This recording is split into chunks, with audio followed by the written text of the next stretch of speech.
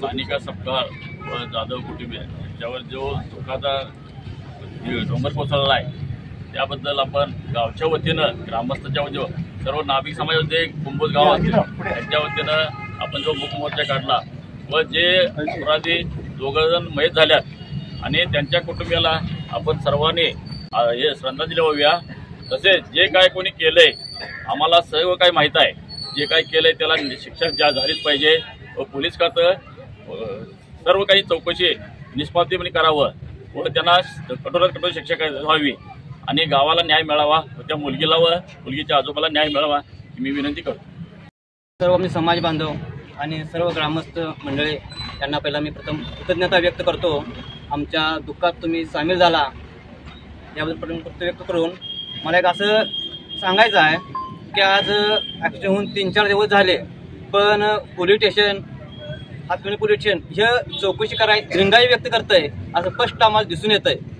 आणि आज जो आमचा मूक मोर्चा आहे या मूक मोर्चाचं आक्रोश मोर्चात रूपांतर होऊ नये ही मी सर्वांना आता मी सूचित करतो आणि ताबडतोब या मुलगीला आणि मुलगीच्या आजोबांना न्याय मिळावा। कारण तुमचा पैसा जर असला तर आमची कन्या ही सोन्यासारखी कन्या होत्या, ही कन्या आज आमच्यातून नाही झाल्या आणि तुमचा पैसा आमच्या कन्याला दाबू शकणार नाही की समाजाच्या वतीनं तुम्हाला मी स्पष्टपणे सांगतो। आणि तुम्ही पैशाचा वापर करून काही करू नका।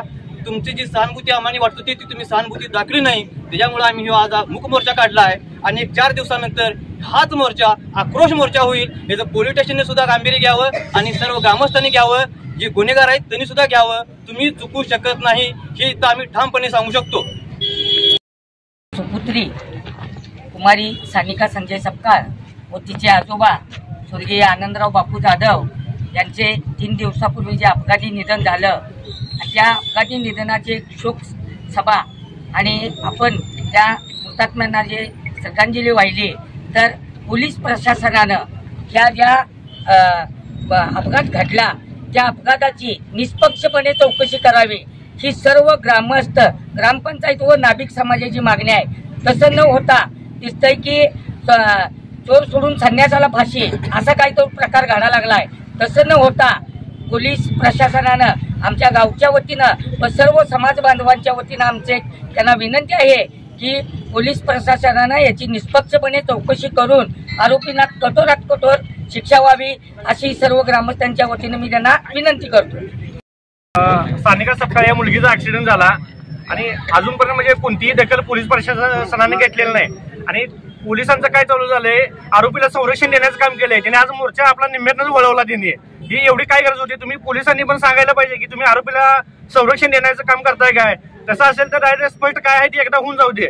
आणि ही मुलगी एकाच समाजाची नाही, ही मुलगी कुंभोज गावची आहे आणि आम्ही सपकाळ कुटुंबाबरोबर सगळे कुंभोज ग्रामस्थ त्यांच्या सोबत आहे। आणि मगाशी एका व्यक्तीने सांगितलं की या सदर आंदोलनचं म्हणजे आता मूक मोर्चा काढला याचं आक्रोशमध्ये रूपांतर होऊ नये याची पोलीस प्रशासन खरोखर काळजी घ्यायला पाहिजे।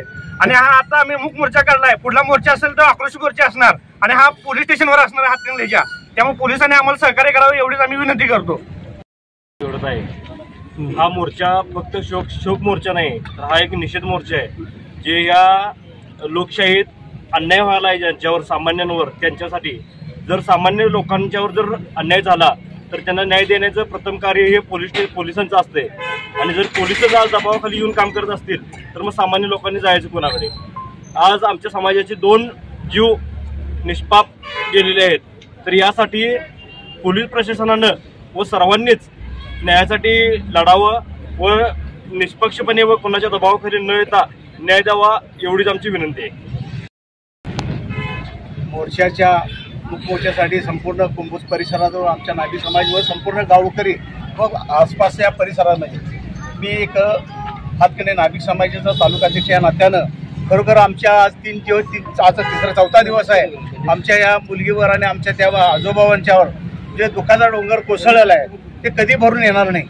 आणि ज्या थोर धनगर तांडक्याच्या पोरांनी भरधावानं आमच्या त्या मुलगीला आणि आमच्या जाधव बापूसाहेब जाधवांना उडवलं आणि तिथं थांबला पण नाही। थांबून जर त्यानं दवाखान्याला नेलं असतं तर सहानुभूती आली असती। अरे गावचा सर्वसामान्य कुटुंबातला जर गोरगरिबाला काय जगायचं नाही काय, तर अशा पद्धतीनं तुम्ही हुजरीगिरी करायलाय ते कुठेतरी मोडून काढून प्रशासनाने यात लक्ष घालावं. हातकर्णी पोलिसांचे जे PI असू द्यात, तपास अंमलदार असतात, त्यांनी जास्तीत लक्ष घालून ह्या दोघांना कशा पद्धतीचा न्याय मिळाला पाहिजे.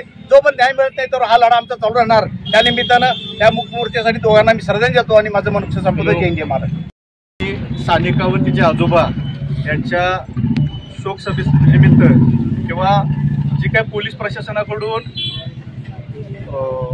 FIR मध्ये किंवा पुढे जी काय कारवाई सुरू होती त्यामध्ये जी काही दिरंगाई व जी सोयीनुसार जी काही बनवेगिरी सुरू होती ती सगळ्यांनी आपण बघितल्या. तर पोलीस प्रशासनाला माझं एवढंच सांगणं आहे की एक नाही 2 अपघात झाले तर 2 जणांचे जीव गेलेले आहेत आणि यामुळं सर्व समाज व ग्रामस्थ आज या ठिकाणी मूक मोर्चा काढत आहेत. मगाशीच गणेश दादांनी म्हटल्याप्रमाणे या मूक मोर्चाचं रूपांतर जर आक्रोश मोर्चा जर करायचं नसेल पोलीस प्रशासनाला तर लवकरात लवकर जी प्रक्रिया आपण राबवताय ही तुमच्या सोयीनुसार ती राबवली जाते हे सगळ्यांना दिसून येत आहे. त्यामुळे त्यामध्ये आपण दुरुस्ती करून लवकरात लवकर या गोष्टीला न्याय द्यावा अशी मी पोलीस प्रशासनाला विनंती करतो आणि थांबतो. सपकाळ हिच्यावर अन्याय झालेला आहे आणि पोलीस प्रशासनानं जर ह्याच्यामध्ये काही जर करत असतील तर आम्हाला जनआक्रोश करावा लागणार आहे. आणि पोलीस स्टेशनमध्ये काय चालतंय काय नाही आम्हाला सगळं माहिती आहे. याही साहेबांना माझी विनंती आहे की आम्ही पुढचा निर्णय घ्यायच्या आधी आणि मीडियावर बोलायच्या आधी तुमचं काय अंडी पिल्ली आहे ती मीडियावर बोलायच्या आधी तुम्ही ह्या मुलगीला जर न्याय नाही मिळाला, आमची बहीण आहे ही कुंभची कन्या आहे आणि सजासजी आम्ही तुम्हाला सोडणार नाही. आणि उद्या 2 दिवस तुमची वाट बघणार नसलं तर SP ऑफिसवरती आम्ही जनआक्रोश मोर्चा काढणार आहे.